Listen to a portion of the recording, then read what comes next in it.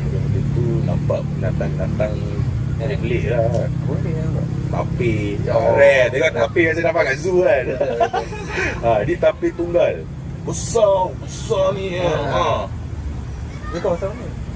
Itu kat tu. Yang Segamat kan? Itu pun bangla pekerja aku nampak. Tapi tak silap aku Segamat ada reservoir dia kat sini. Ada. Kan? Ada. Sebab kita orang pernah, Harimau pun ada di situ. sebab aku dulu lah kerja kan, pernah release gajah dekat sana. Betul? Dekat area Felda Lok Hing. Betul? Kawasan-kawasan Bos tu. Muazzam tu. Jalan Muazzam. Situ memang pilihan Itu banyak dia. lukis. Itu. Itu dia nampak babi. Betul. Tapi kita tak silap itu ambil daripada gajah daripada Felda Lok Hing. Lepas tu hantar ke area Segamat tu, tapi aku tak tahu kat mana.